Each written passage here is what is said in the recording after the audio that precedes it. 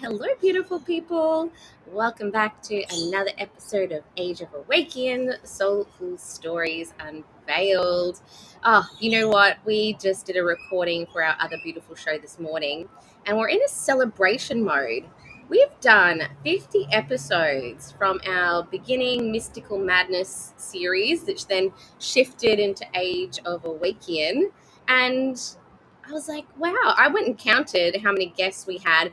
And then I forgot about the episodes that we did. I was like, we've hit the 50 episode mark. And like 11% of people actually have hit the 50 episodes. So yay us. How are you feeling, Flea? I feel like the minute I go to start, I have some type of coughing fit or crying fit like I did last time. And it's like the same eye is watering, and I'm like, yes, okay, we're celebrating, but I look like I'm crying, which is fabulous. I love it. Oh, way to be glamorous on stage or film, right? This is the raw pieces, right? Like before we jumped on our earlier recording, I put my makeup on and then I started again. I was crying too because it got in my eye. I was like, no, I'm about to go live. Not live, about to record in a couple minutes. But, you know, this is part of the humanness that we get to share with our stories and with ourselves. And, you know, folks, if you have been following us and watching our amazing guests, our amazing stories that are just so raw, authentic, heartfelt, you know, give us a love heart if you've been enjoying following along, if you've been joining us with our summits. My goodness, it has been so phenomenal to meet some amazing people. And one of the most beautiful people we've met on our journey is the gorgeous Dominique. And I'm so excited to be introducing her because we are also working with her with our beautiful Soul Map program, which we've been sharing as part of our Awæcnian awareness pillars as well, which is really beautiful. So Dominique is a gifted energy conductor and spiritual translator, adeptly channels transformative energy as a soul map guide. She empowers individuals to unlock and utilize their innate talents for both personal and business advancements. Her holistic method synergizes the integration of your higher self into your aligned path. We can't wait to dive deeper into our beautiful conversations. Welcome, Dominique, all the way from Canada. How are you? Thank you for inviting me. Congratulations on 50 episodes. That's huge. Yeah. No, it's very exciting. I know when I listen to some really cool podcasters, like to get to 50%, I think it's like 11% of people in the world. To get to 100 episode, I think it's like only like 1 or 2%. that continue. So I know it's a really beautiful process in resilience, in devoting to yourself and your craft and showing up. And I know, Dominic, you also have a beautiful podcast series where you are interviewing amazing people. I'd love for you to share a little bit more about, you know, who you are. Yes, I did a little bio, but why you love connecting with people and coming from that really intentional place in your Yeah, connections. I believe in the collective as a whole, hence why we're collaborating. Um, Everybody has their thing, right? Everybody has their gifts, and if we could only all connect our gifts together, like a grid is connected, if we could all connect our gifts together and all work from that empowered state of mind, I do believe that the world would be so much better in a whole. Like there's so many good things in the world, but I think that maybe, like right now when we say, well, the 1% makes everything look bad, we would be the 1% that makes everything look good, and then everybody else would follow. So that's why I love connecting. The podcast that I host is more a panel where I actually bring people that are in business, but that trust their intuition, because I'm all about the intuition. I'm all about getting the answers from the higher levels of consciousness and bringing them here so that they work here. And so I bring people on the panel, usually 3 to 4 business owners. And this is what we dive deep in, like, how do you use your intuition? How does the intuition serve you? If you have self doubts and stuff like that, what do you rely on? Where do you go to first? Like, do you go cry to a lawyer or do you go inside and stuff like that? So, yeah, it's a lot of fun. And using our gifts together just makes it a lot more easier. It's so amazing. And so many people don't have those conversations in business. Like I've worked in many different places and I've noticed like so many times you very rarely know anything about the people you work with. And it's like to be able to then have those conversations of like where are you using your intuition? Like that's another level of like business etiquette that most people don't even get to experience. I'd love to know like more of that. Like does it create conflict or I walk into balance? hotels and into bars and I tell them, the energy is not flowing because, and then I just go into all these things and they're all looking at me like, huh? you know but then when you start talking about them, about the thing, the reality is that everything is energy and energy is everything.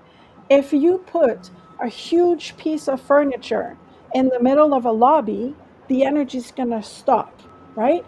So if you put a huge um, bounce man, I don't know how to call them, at your door, the energy is going to stop there. It works the same way in your business. If you go into business thinking it's not going to work, well, this is your big piece of furniture. If you go into Mhm. your teenager's room because you would like your teenager to get off of their phone, thinking, oh my God, it's just going to like throw the door at me, well, this is what's going to happen. So it works the same way. I take everything as a business and always see where is the energy, where does it lie, and then listen to the body, because the body is always going to give you the answers. So when I go into a more typical 3D business and I tell them the energy in your business is not flowing, but let's see how it's going to flow, they're open, because I'm not telling them it's not flowing and I'm not giving them a solution. I go straight to, let's see how we can make it work, and here is how it's going to work. When we do human design, we don't tell someone, well, you're a generator, goodbye. It's like, no, you're a generator. This is how it works, and this is how you can be very, very empowered by it. And I think that the whole Mm. idea is working as a collective. Like, for instance, with us, right? You guys are all into the elements. I'm all about understanding how to use the 6D information, using it in the 3D to be empowered. And then you have all these gifts that I don't have, and we put them all together so that the people can walk out of this experience feeling like $1 million. And that's the collective, that's the energy. Everything is energy, however you want to use it. I don't think it creates conflict. I think it creates sometimes confusion, People are Mm. not used to be approached with a solution right away that is empowering for everybody.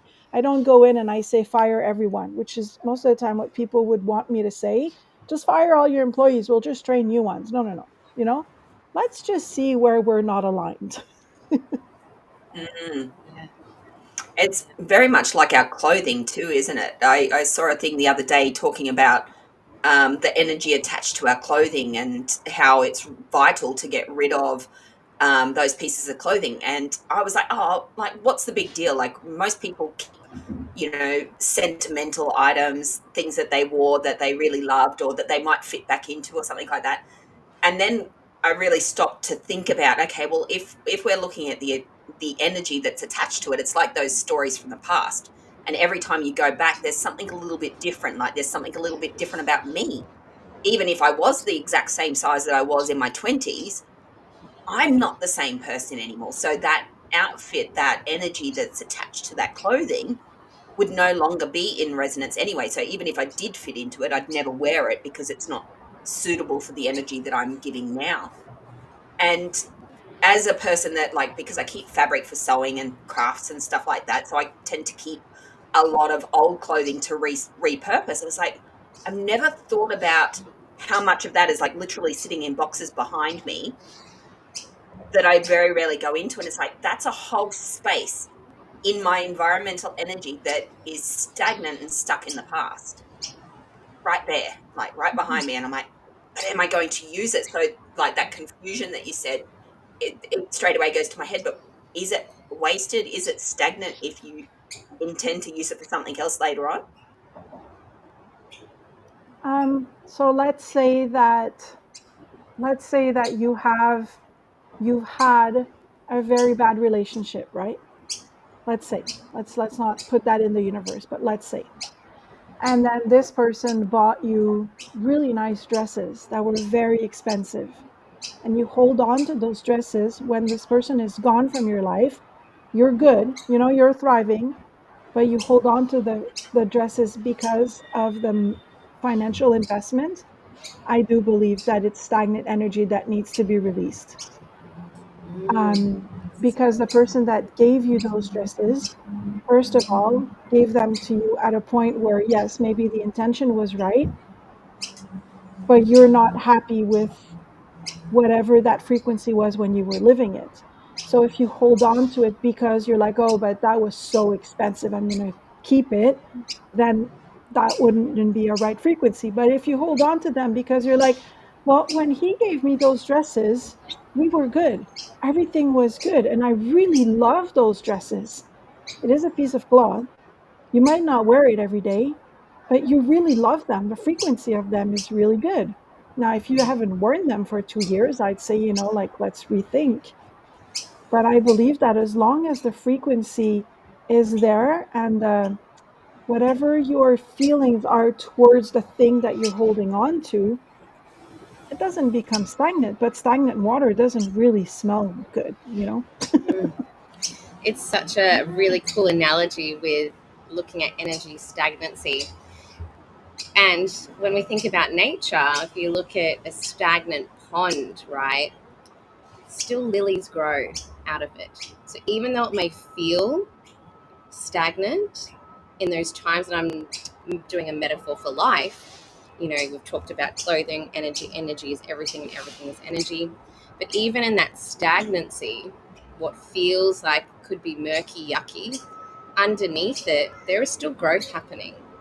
And when you see those lilies that grow from the mud, that grow from the stagnant waters, and the beauty that can come from that, and the time, noticing those times in our lives when we're out of alignment, or pausing to bring stillness, there's beauty in that too, if we're willing to stop and listen There to the is. body, to Yeah. nature. Yeah, there's so much beauty in everything, right? Like, it's not because we have lived from whatever society has taught us and we're just starting to understand all the conditioning that we've lived with, that we're not beautiful people. And it's kind of like that. A lot of us live many, many years in conditioning. thinking, oh, I'm a good person, but why are you a good person? Are you a good person because you want to people please? Are you a good person because you're afraid of not being loved? Or are you a good person because this is what your heart tells you to do? But both ways, you're a good person. It's beautiful to be good. You know what I mean? And then when you understand the conditioning, well, then it's like the stagnant water. You can still have your lily grow. Yeah, Mm, so cool. yeah, I love that. And Oh, you go, those please. clothes in the background, they're definitely not attached to any memory. It's literally, oh, that's a nice fabric and it might be useful. So I like that switch on the thinking, because it really does. There are items now that the minute you mentioned it, it reminded me of a charm bracelet that I used to wear, or I had a Pandora bracelet from my ex-husband. And I wore it all the time. And every time I'd go somewhere, like people had asked me about the charms. Most of the charms on there were like from my kids and everything. So there was lots of love. But then as the more questions would come, it's like, oh, who got you that one? Who got you that one? And I was like, I'm literally wearing a reminder of all the people that hurt me.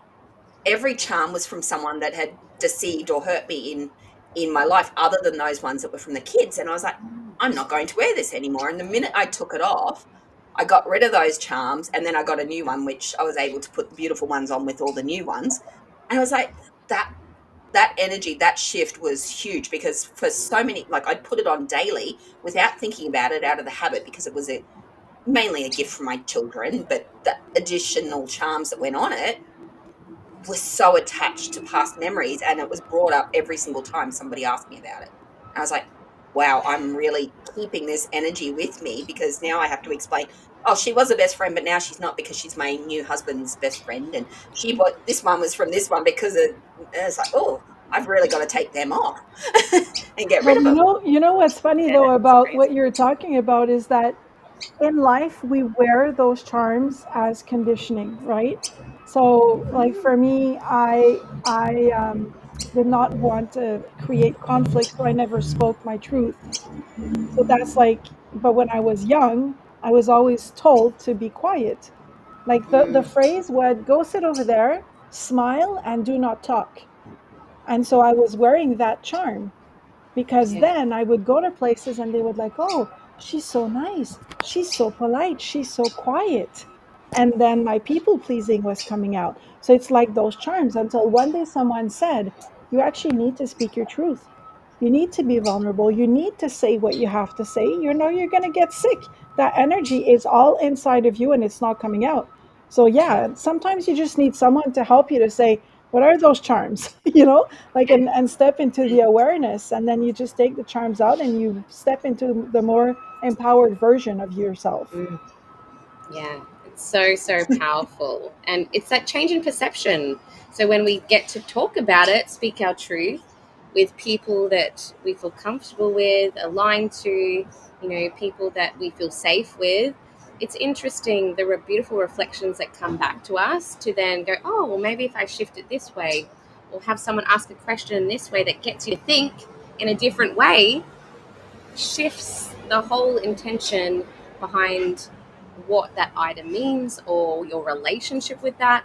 And that piece around relationship with yourself, relationship with those memories, your energy, your frequency, like all of these conditions that are created, if we think to source, God, universe, are preordained in a way that allows us to come back to self, to come back within, to come back to the heart, so that we learn to love ourselves fully, completely. And yeah, this has been a really beautiful thread. And I feel like many of us, and I still see it in schools, like being told to sit still, be quiet, um, do the work, which is a problem. But then again, this new generation of young people are designed differently. And because their energy is different, the systems that are currently here aren't allowing them the freedom to be themselves, or the safety and the boundaries to give them the time and the energy to exert what they need to in their way. And this is where I see such disconnect, and I know Flea as well, in different school settings we continue to go in to. I feel like I'm an observer. I feel like I'm, going into these places to observe human relationships, and how our young people are have kind of stepped away from being in it to like observing, but still being there and noticing.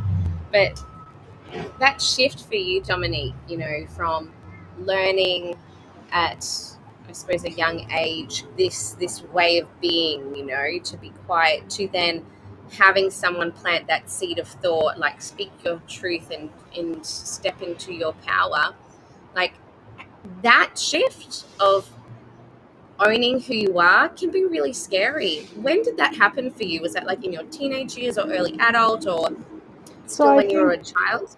I think I was very lucky because I wasn't in the system, to say. So the people that were telling me to be quiet were nuns and priests. I was in a Catholic environment, and it made sense for me. But then when I would go back to where we lived, the caretaker of the area would sit with us and would say, "You see the ocean?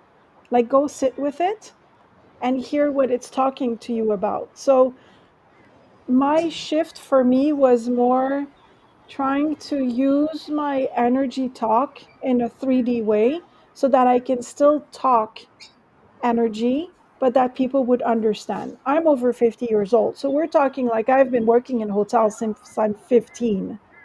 So when I was 18, 19, and I would be called to help people with how do we serve Americans? How do we serve Germans? How do we serve Australians? In Mexico, there was a lot of Australians at that time.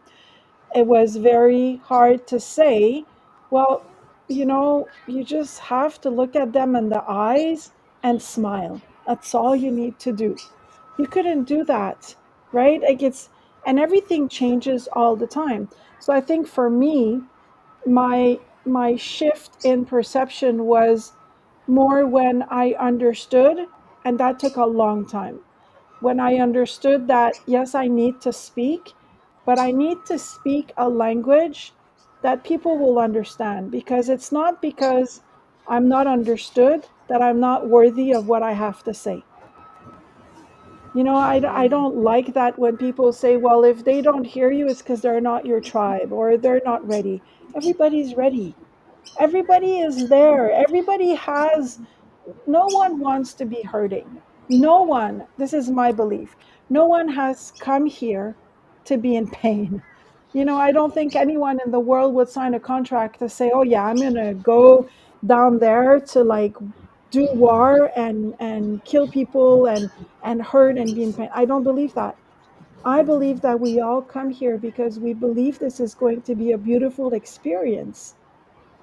And so if I go back to how I was always thinking they don't understand me because I'm not speaking clearly, or they don't understand me because they don't want to hear what I have to say. It's just that I wasn't speaking a language that was easily understandable. And when you start speaking, so I'm going to give you an example. 2 days ago I went to a coffee shop, and I mean, I'm in Canada right now.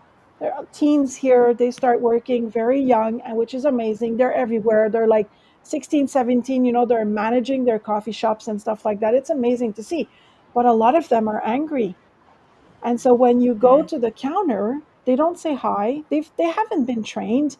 They don't know they're supposed to smile. And if they know, they have a lot of things to do. They have to serve the coffee, they have to do the cash, they have to do the food, everything. And so I just kind of like stand there and I smile. And before I even order, I ask, how are you doing? And I actually wait for the answer. And when you actually wait for the answer, I think there's something in their head or then subconscious that go, is she crazy? Does she really want to know how I'm doing? Let me answer to see what happens. And then when they answer, they're still testing you. And then when they answer and you're still there and you still listen to them, everything switches and the smile comes on. I think it's Yeah. the same way with what happened to me. I think at many, many times in my life, I decided it's a choice. to not talk because I didn't feel understood. And then I decided to talk because I felt I needed to. And then I decided to not talk many times until I understood. If you keep on talking a language that people can't understand because you're only speaking for yourself, well, it's a choice. I probably did Mm. not answer your question. You did. No, you so did. Did. You so did. And I'm an angry teenager, I think. Well, Because I'm like, oh you just yeah, need I someone do to so say, totally test people. It's like, do you really want to know how I am? Like, oh yeah, I'm okay. I'm so an angry teenager. it's okay. They're It's like, I'm not not going all to tell you angry. this. You don't You want to know, listen like, anyway. yeah, my teenagers are not angry, but they don't understand when someone asks them how they're doing, especially if you don't know Yeah. them. Because what do you do when you meet someone? You say, "Hi, how you doing?" You turn around and you go to the next one. Let's just stop and pause and really be involved with the person that's right in front of us. That's, I think, Yeah. is the first way to really share our gifts because Mm, everybody has gifts. yeah. And teaching that to our young people too. Like I know my daughter Aya, who's 8, where in the gaming world, it's got its beauty, but it's also got its challenges. Like as soon as they get on with their friends, they just get stuck into what they're doing. And I'm like, did you actually say hi? How are you? How are you today? And so it's like being able to teach them as well to go hi and actually say their name. How are you? Before you start getting into whatever the thing it is and actually create that conversation. Yeah, Because this generation of young people with communication just it's such a new age, a fast-paced age of technology, of change, of instant gratification. But that pause to acknowledge the person, like you were saying, is really, really, really vital in yeah. anything in life. Yeah, like acknowledge anything, right? Sometimes I'll be like, well, every morning I'm very lucky. See the back of me, there's trees all in the back, and every morning I just look at the different shades of green. Like just pausing is not part of what we are, that what we do.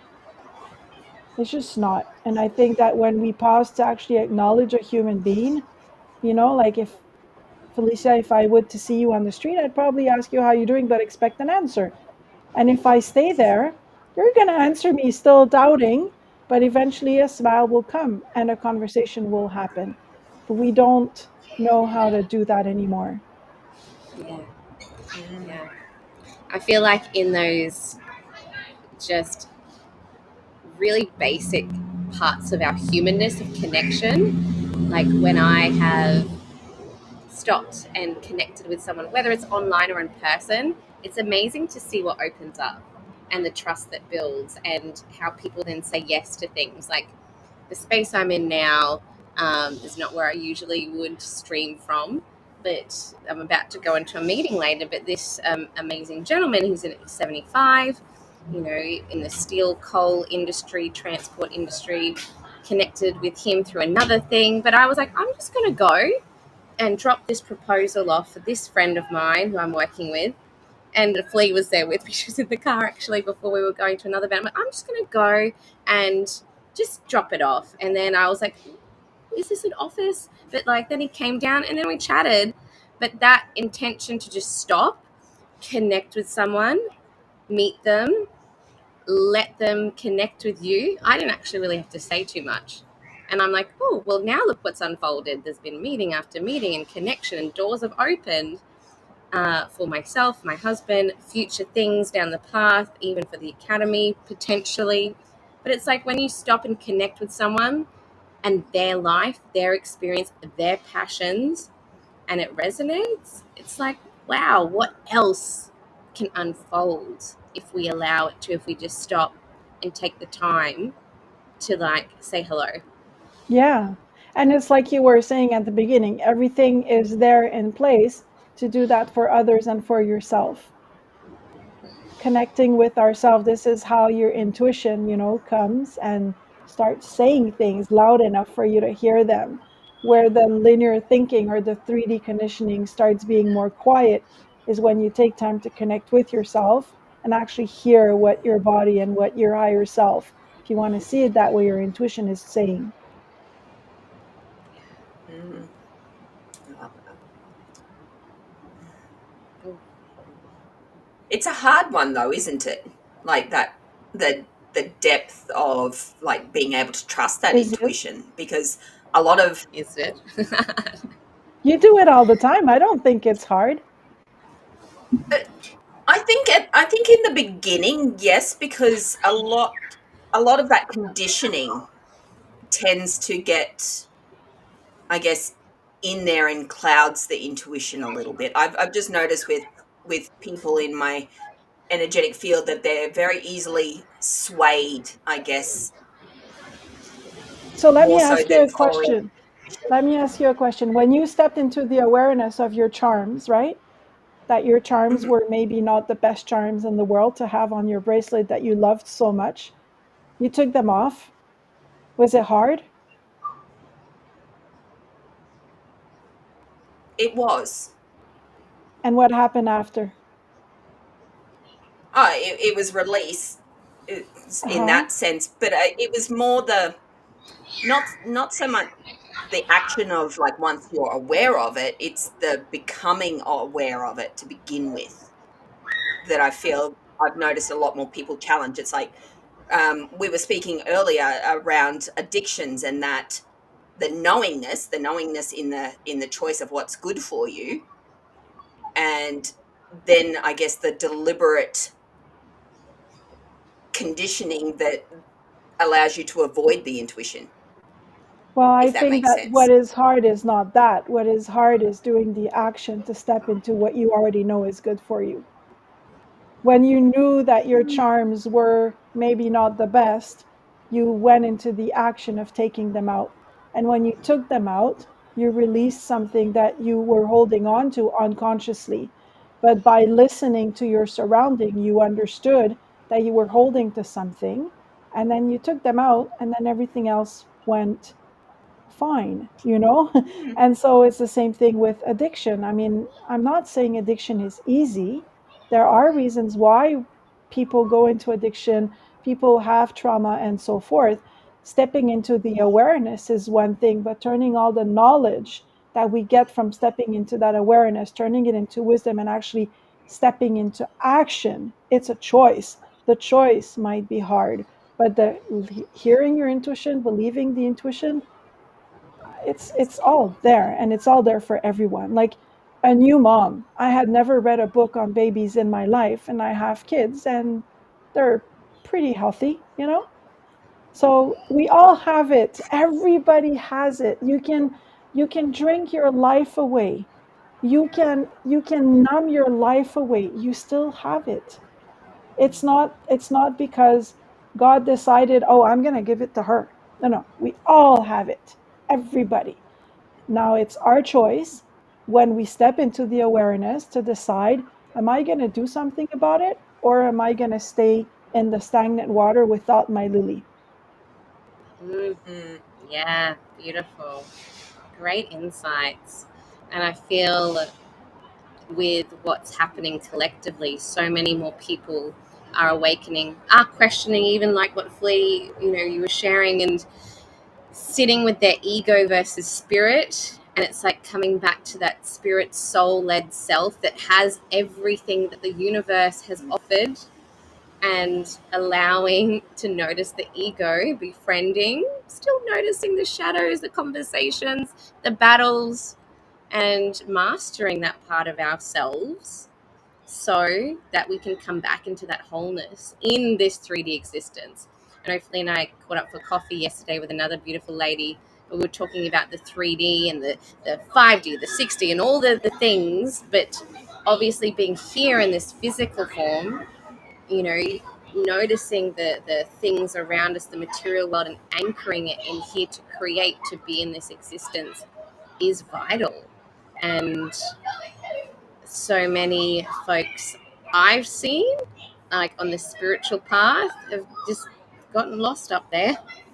Yeah, I And was gonna say this is what I love about Flea is that like you're all about these formulas and these things that are so tangible yet they're not from here. So that's why when you're saying it's hard, I'm like, I don't think you find it hard. You're always there. Not me. I guess it's more others around me that I notice. It's like the choice is like, but the choice is yours. But it's not. And that's a lot of it is that victim mentality. And I guess I don't really term it in the way of intuition so much because for me it's just the awareness of my actions. It's like I'm making the choice, I'm making the decision, I'm intentional with it. So I don't really I know it's intuition, but I don't really term it in that way because for me it's just who I am. I just live it in that way. It's like, oh well, that's what feels right.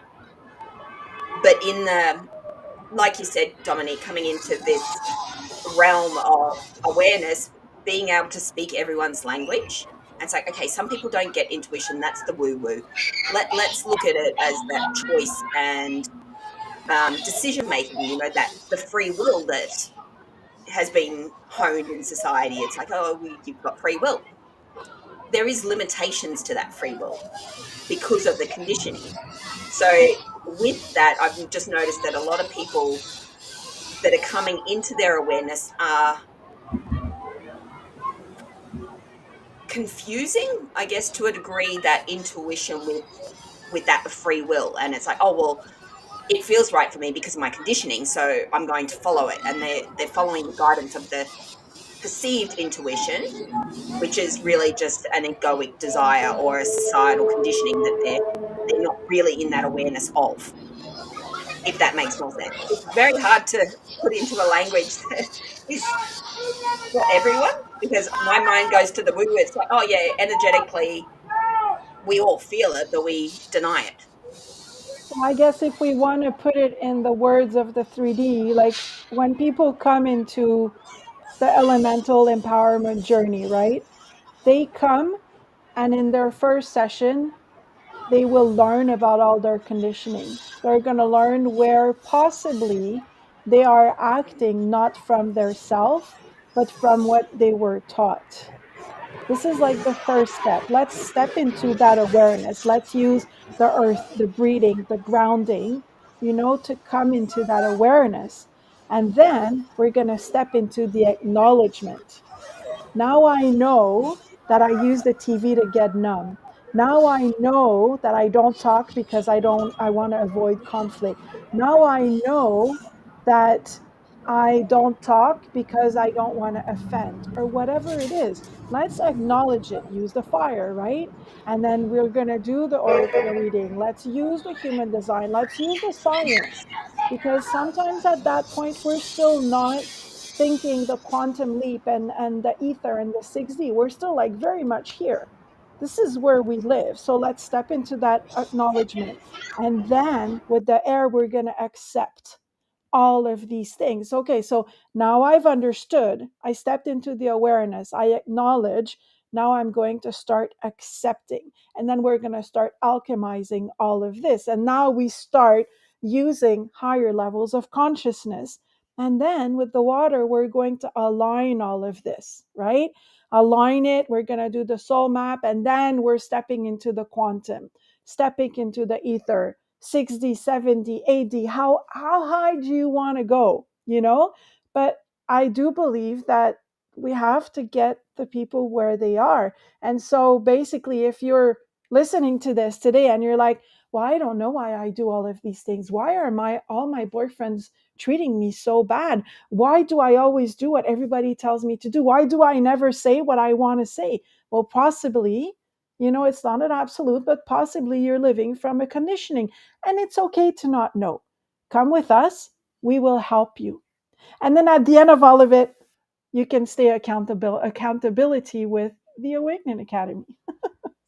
oh, so That's beautifully what we do. said. Oh my goodness, alignment. I love hearing my pillars come back to me. It's like, oh, Oh, they've that come through sounds twice good. today.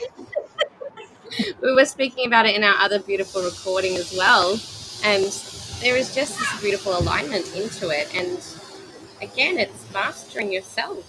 And when we get to do that for ourselves, the ripple effect in your relationships, whether it's for your family or intimate, then in your business, and this is where the flow comes in, and this is where the balance and the harmony of your feminine and your masculine, the yin and the yang, and the energetics gets to enhance who you be at the core when that's all in alignment.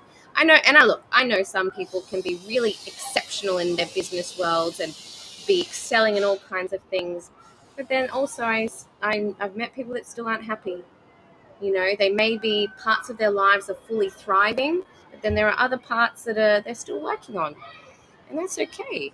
We're all in different phases, and when we get to talk more about it, it's about, well, can we bring the good things that's happening here more into my relationships, or can I bring these elements and focus here and put that into my business? Can we holistically look at the whole person and the relationships, and then that gets to ripple out into the facets of all of our parts of our lives that we get to live.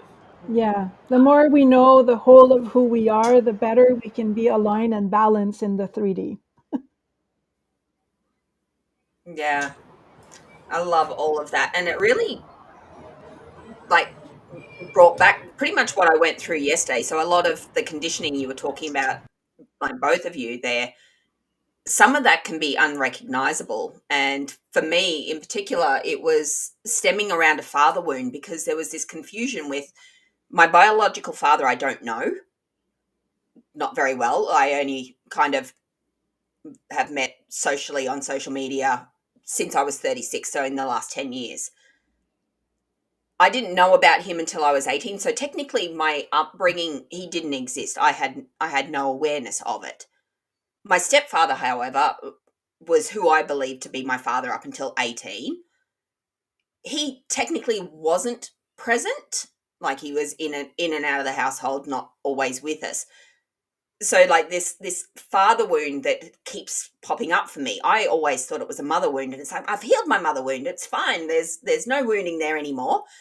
And this father wound keeps being brought up. It's like, it's a father wound, it's a father wound. I'm like, well, which one do I go with? Because I'm like, is it the biological one that's in my DNA that abandoned me, that I had no idea of, that, or is it the surrogate that was my father that wasn't technically there? Like, where? Yeah, like this conditioning, because a lot of it is there. It's like, who are you? Your identity is determined by your parents. A lot of mine was lost, especially when I found out that I wasn't related to my siblings anymore, and then I had 9 others on this side, and it's like, whoa, now I've gone from being the eldest of 3 to somewhere in the middle of 13. And it's like, this is just crazy. Like, my whole life got thrown out by that one bit of information. But at the same time, it didn't, because that part of me was always there. But there's wounding that's not completely obvious, and that, I guess, is where it gets really, really deep. And I'm sure that there are people that are like this, where that confusion, the separation, even our Indigenous people, where they've been taken away from their family rights, their culture, and that identity. Is there anything in, because this is something I still haven't made sense of, obviously. It's like, which one? Who's my wound? Are they both my wound, or neither one of them my wound, and it's just the absent father? Unsure, unclear. But in that, I guess, relationship, the simplicity of that, like the awareness is there. It's now moving through that phase of acceptance and acknowledgement, and diving a bit more into the aligned action. Well, what do I want it to be? That's where my energy drives it. Okay, well, I have a relationship now with 2 men. This is fantastic. I didn't have one father growing up. Now I've got 2 in my adult life. Is that enough to heal that wound? Just the choice and the decision to move forward and just accept that as what it is? Or does that lie deeper in the energy work? Because that's not something I've come across yet. So I don't know if you're asking me for my input, but I will give it to you anyways. when we work with epigenetics, not everybody is able to go back to lives behind and say, well, in this line I was a witch and I got burned, and this is why in this life I am scared to speak. Like, not everybody does that. And I believe that revisiting traumas is not necessarily the way to heal. Some people need to understand more. Some people are more logic, like you're more logic. But knowing who does the wound belong to, it belongs to you. It doesn't have to be one or the other. You probably have an open center that has the conditioning of really needing to get some rationality into something that is not rational. And when you step into being an observer instead of a reactor, and you stop being the main hero or the main like victim in your life, and you become the main hero, then you don't need to know who it belongs to. You're looking at it, you observe it, you're like, okay, so this happened, sucks, but it happened. What did I learn from it? I learned that I am a full woman on my own. I learned that I stand on my 2 feet and I am bloody powerful. I learned that when someone wants to play with me, I'm going to feel it in my core, and I'm going to know to not even interact with this person and turn away. I learned that I can love myself for the whole of who I am, and I don't need to revisit this. This happened. Oh well, such is life. Like a lot of things are just because they are, and they don't need to be revisited. The more that we dive deep into the wound, the more we speak from the wound instead of speaking from the healing part. I'm not saying not to understand where it comes from, but maybe not speak from the wound and speak from the heart. Like, bring that experience into your heart. Try to see everything amazing that came out of it. I'm sure seeing it. I've been hanging around you guys for a year, and I don't see two men that have hurt you. I see an amazing, powerful woman that really stands tall and says what she needs to say, whether you're ready to hear it or not. And that is amazing. And that came out of that. How amazing is that?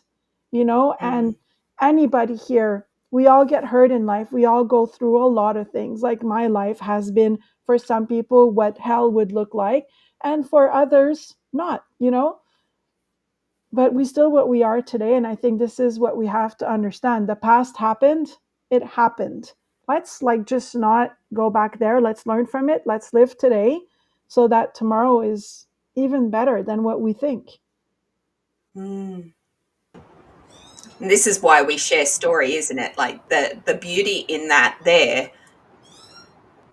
My comprehension of what I was trying to explain in the reflection of your answer really kind of summed it up, because it's like, well, neither one, because here I am trying to choose. It's like, well, which one is it? Like, who do I have to pick for me to work out where I'm going? And I am very logical. I have an open ajna, so find the logic first. It's like, yes, okay, I can do that.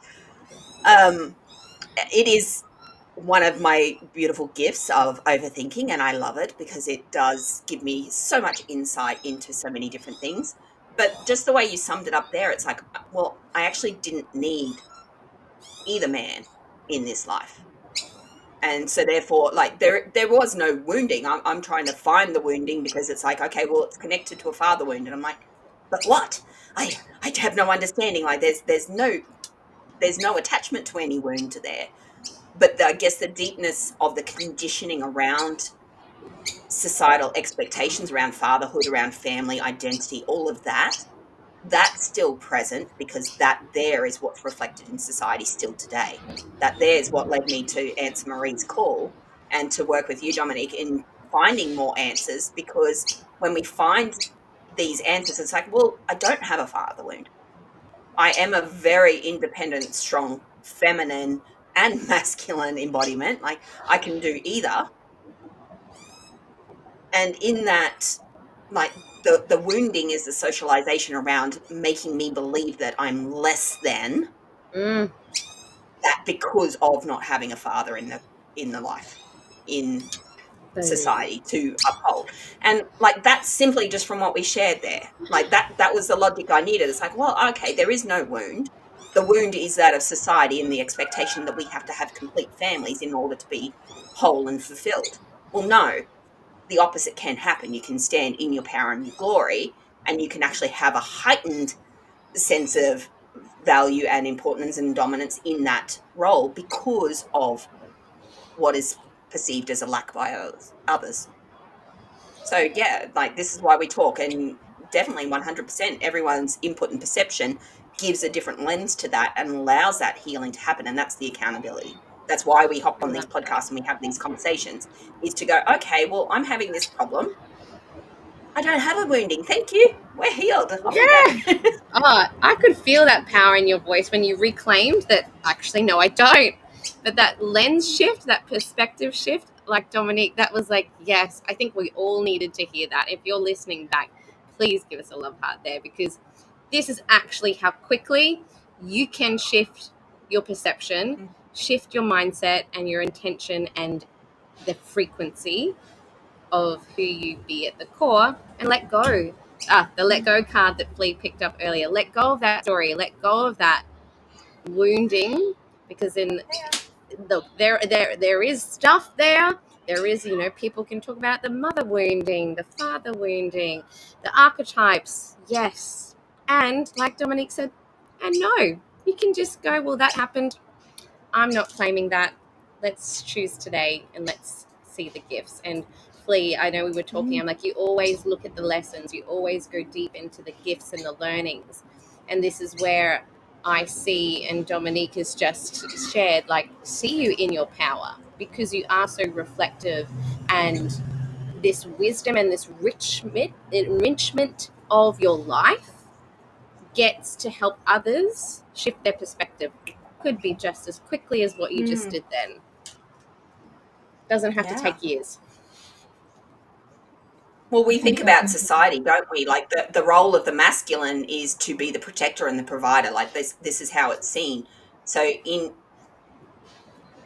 the female growing up in that reality of, well, where's my man? So I've pretty much spent 46 years looking for my savior, my Prince Charming, my masculine, or technically, I guess, that father wound, if we want to go down that road of, okay, well, for me to finally be complete in myself, even though I've been by myself and surviving very well for 46 years, I need to have that man. And it's like, no, I don't.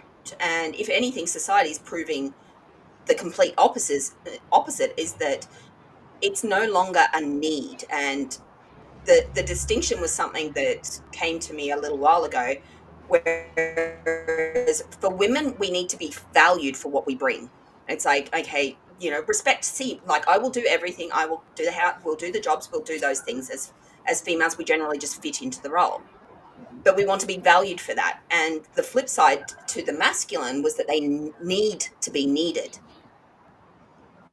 And it's like, wow, like when you just flip that energy of value and need, it's like, I need to be needed to be valued, because they already value themselves. As society, we value men more than we do women. Like it's ingrained, oh, you're a man, you're going to be successful and work hard and the things. But for a female, it's like, okay, sit back, take charge, amp your man up, and then you get your value. So societally, we're being thrust into this, you're not complete without the other. And that completion has been the struggle. It's like, but I am complete. I'm trying to find this wound. I'm trying to find this, but I am complete. I don't need a man. I don't need a woman. All I need is what is within me. My kids are not products of me. They're individuals. They're separate. So the only thing I have is me. And I guess that applies for everybody else. And that's one of the most beautiful part of the elemental empowered journey, is when we go into the alchemy and we do the forgiveness prayer together, and we alchemize the not need to be in the wound and the stepping into the heart, and everybody everybody is complete by themselves, And let's be the best I so that we can be a better we. If you can be in the whole of who you are and you can accompany someone that is the whole of who they are, you're going to go so much further than if you're always talking from the wound. Yeah, Mm. I love that. Be the best I so we can be a better we. Ah, I love, love, love that. Mm. It's so, so powerful. And thank you for bringing in the beautiful awareness course as well, and working with our beautiful soul maps and the elemental foundations that we have created for the amazing people that are ready. You are ready, as Dominique said. We're ready. We're born ready. Come, We're come all and work born with ready. us. Ah, gosh. And so, Dominique, with the vision of your business, you connecting with so many amazing people, where do you see yourself in the next, few years? Like, what do you envisage for your future, for your family, for your business, and where do you see that taking off I into? would love to bring back the retreats. And so the retreats are very experiential. So I bring people into places where we can use local healers, local culture, be compassionate with where we're going, really learn, really take the time to embody who we are in the places that we are, and take the time to actually observe and see how the other people really live and what we can all do together. And so I would love to be bringing back the experiential retreats very soon in the business so that we can all travel together. Yay! That's exciting. Flea and I have had this vision as well, like being immersive, but we're growing, we're evolving, transforming together, but it also gets to be fun and be part of the land and the people that are there. It's not just like touristy, Mm. retreats, facilitation, that immersive experience is like the land and the people are gifting to you and you back to them. I love that. Mhm. Oh, so many cool And things. the in person. Yeah, and the Yes. in person. Like the energy of just being in person is completely different. And yeah, the experience of all those things is phenomenal. So for people that are wanting those things, please reach out. You can reach us at Awæcnian Academy, and that is Dominique as well, with those beautiful soul map readings and also just everything else that we do together. But where else can people find you, Dominique? The website is intentioninflow.com. And on all of my social media, it's also Intention in Flow. So on Facebook, which is where I am the most active, Instagram and YouTube, it's Intention in Flow. And LinkedIn exists. I don't really go on it, but it's there. All the I things. have that too. I think I'm trying to get more active on LinkedIn as well with Awaykian, and Yeah. balancing all of the fun social media aspects to just be visible and share the magic. Yeah, So it thank is. you for It is an sharing. amazing platform for people that are in the spiritual realm right now. There's so many people on LinkedIn that are totally 3D, having thriving business, but they want healers, they want coaches, they want to know more about the energy and what's beyond, like behind the scene of the 3D.